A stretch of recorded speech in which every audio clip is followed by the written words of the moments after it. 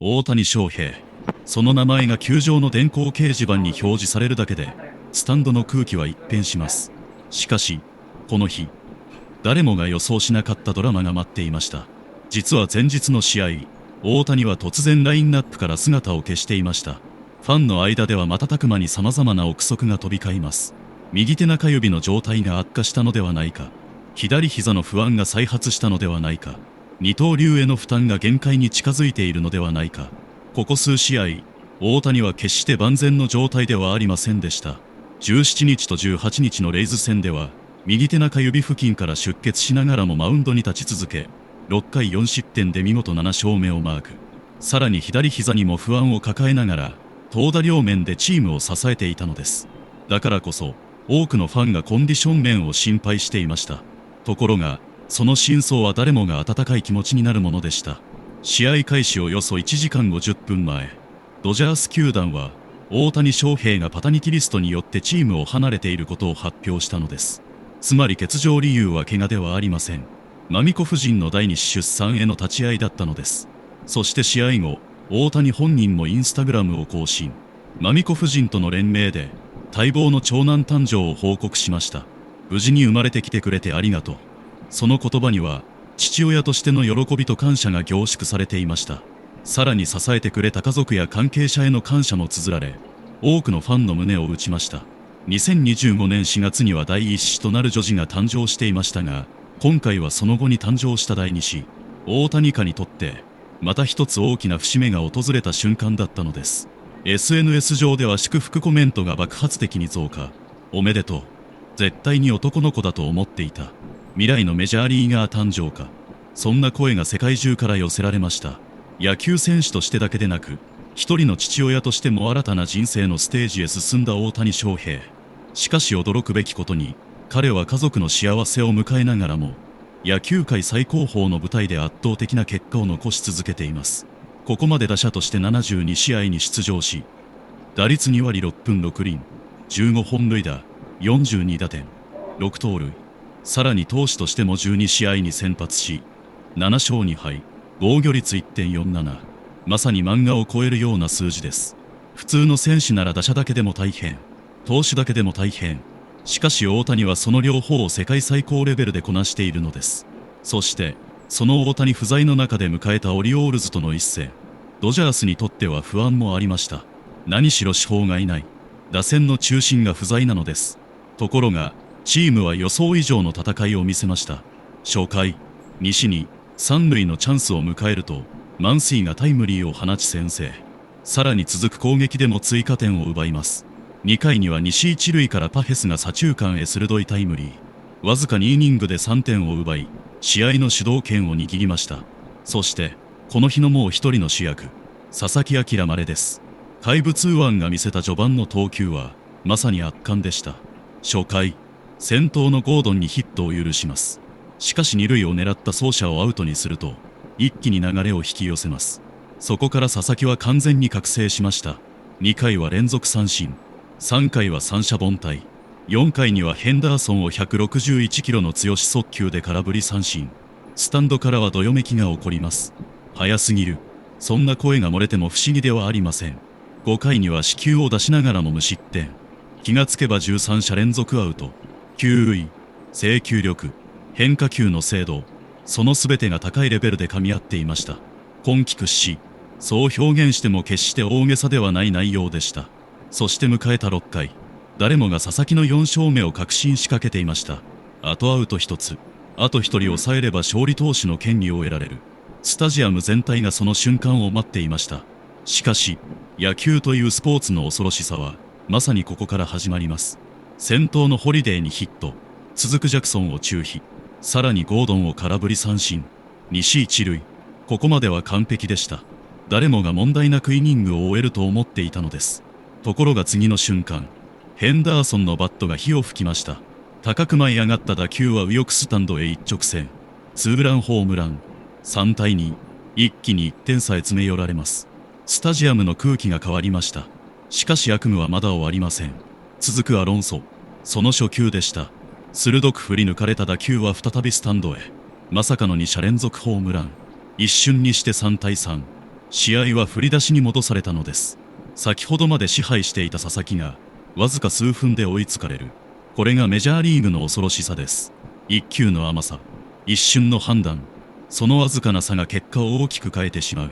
佐々木はここで降板。5回3分の2を投げ、被安打4、奪三振6、失点3。数字だけ見れば十分に好投です。しかし勝敗はつきませんでした。試合後、佐々木は冷静に振り返ります。投げた球自体は悪くなかった。その言葉には確かな自信がありました。実際、100マイルを超える速球も記録。コントロール面にも手応えを感じていました。しかし同時に、結果と向き合えば選択は失敗だった。とも語っています。成功した部分と失敗した部分、両方を正面から受け止める姿勢は、まさに一流投手の証と言えるでしょう。そしてロバーツ監督も佐々木を高く評価しました。ヘンダーソンにスプリットを本塁打にされたこと以外は本当に良かった。このコメントが全てを物語っています。結果だけを見れば同点に追いつかれた投球。しかし内容を見れば、メジャー屈指の打線を相手に圧倒した時間の方がはるかに長かったのです。一方で、球場の外では長男誕生という人生最大級のニュース。そして球場の中では佐々木朗麻里が見せた怪物級のピッチング。さらに、この直後には誰も予想できなかった衝撃のドラマが待ち受けていました。父となった大谷翔平。その男が再びグラウンドへ戻ってきた時、一体どんな奇跡を見せるのか。そして新たな家族の誕生を祝福するかのような歴史的な一撃が、この後の試合で生まれることになるのです。しかし、この日のドラマは、佐々木朗麻里の降板で終わりではありませんでした。むしろ本当の衝撃は、ここから始まったのです。ロバーツ監督が試合後に語った言葉は、佐々木の成長を象徴するものでした。監督発球の質、闘争心、そして100マイルを超える速球を狙ったコースへ投げ込むコマンド能力を高く評価。ホームランを打たれた場面以外は本当に素晴らしかった。その評価からも、この日の佐々木がどれほど支配的だったかが伝わってきます。しかしメジャーリーグは甘くありません。どれほど完璧に近い投球を続けても、たった数球で試合の流れが変わる。その厳しさを佐々木は改めて味わうことになりました。そして試合は終盤へ。オリオールズは7回にさらに2点を追加。スコアは5対3。ドジャースは追いかける立場に追い込まれます。本拠地スタジアムにも徐々に重苦しい空気が流れ始めました。そんな中、一人の若手選手が大きな壁にぶつかっていました。ラッシングです。8回の打席、何とか流れを変えたい場面でしたが、結果は空振り三振。その瞬間、悔しさが爆発します。ベンチへ戻ると、自らのバットを叩きつけるように追ってしまったのです。その姿には、自分自身への怒りがにじみ出ていました。勝ちたい。チームの力になりたい。だからこそ結果が出ない。若い選手だからこその激しい感情でした。しかしロバーツ監督は、その行動を頭ごなしに否定しませんでした。感情を吐き出した後に、しっかり次のプレーへ戻れている。そう評価したのです。ただ一方で、試合中に修正するスピードをもっと上げる必要がある。とも指摘しました。怒ることは悪くない。悔しがることも悪くない。しかし一流選手は、その感情を引きずらない。すぐに切り替え、次の勝負へ向かう。まさにメジャーの世界で生き残るための条件でした。そして、誰も予想しなかった運命の瞬間が訪れます。9回、ドジャース最後の攻撃。スタンドのファンは総立ちでした。まずはベッツ、ネセンキンのソロホームラン。打球がスタンドへ飛び込んだ瞬間、球場は大爆発。5対4。ついに1点差まで迫ります。まだ終わらない。まだ希望はある。スタジアム全体がそう信じ始めていました。そして西1、二塁。打席には、先ほど悔しさでバットを折ったラッシング。まさに運命のいたずらでした。ヒーローになるか、戦犯になるか、すべてがこの一打にかかっていました。球場の視線が一点に集中します。息を飲むスタンド、ベンチから見守るチームメイト、そして投手が投げ込んだ一球。ラッシングは迷いなく振り抜きました。鋭く飛び出した打球は右翼方向へ一直線。抜けた。同点タイムリー。球場は大歓声に包まれます。しかしドラマはそれだけでは終わりません。右翼手の送球が乱れたのです。その間に一塁走者も一気にホームへ突入。セーフ。さよなら。ドジャース逆転。6対5。スタジアムは完全に熱狂の渦に飲み込まれました。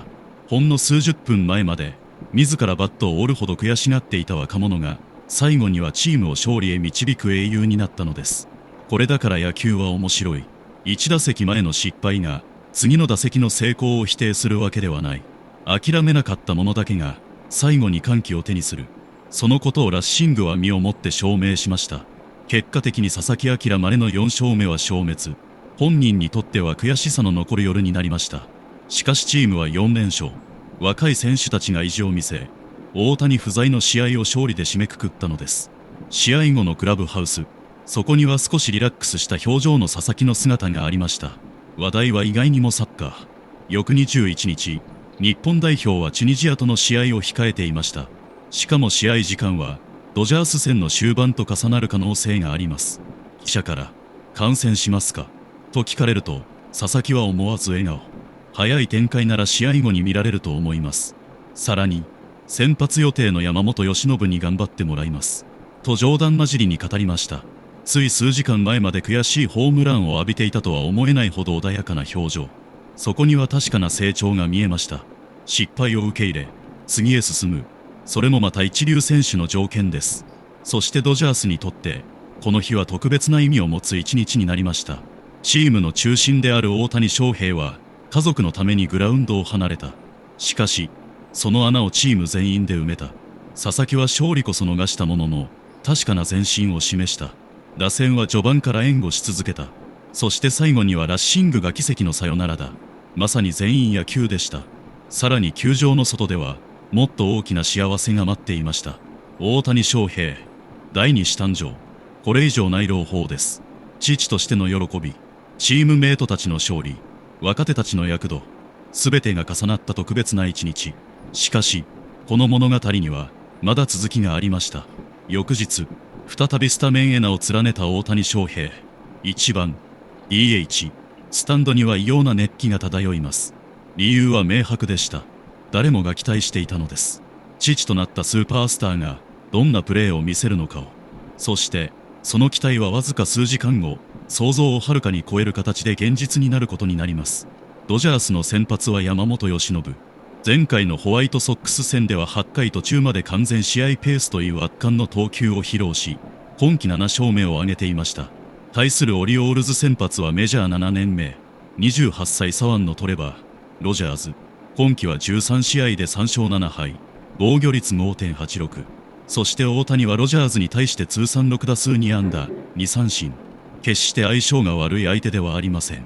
初回、先頭打者として打席へ向かう大谷。スタンドからは大歓声。第1打席、2球目の高めのストレートを逆方向へ鋭く弾き返します。しかし打球は三塁手の正面。惜しくも3ゴロとなりました。続く3回、第2打席ではフルカウントから外角高めのスイーパーを見極め、冷静に四球を選択。そして5回の第3打席、一死一塁のチャンスで内角低めのカットボールを打ちますが2ゴロ。なかなか快音は聞かれません。さらに7回、一死二塁のチャンス。ここでオリオールズベンチは勝負を避けます。申告敬遠。スタジアム全体から大ブーイング。それほどまでに相手が恐れていたのです。しかしその判断が後にどれほど大きな代償になるのか、まだ誰も知りませんでした。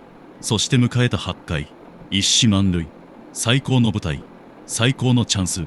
そして打席には父となったばかりの大谷翔平。球場全体が立ち上がります。誰もが予感していました。何かが起きる。いや、起きてしまうのではないかと。カウント3、1。投手が投じた5球目。94マイル、およそ151キロのストレート。その瞬間でした。大谷のバットが火を吹いたのです。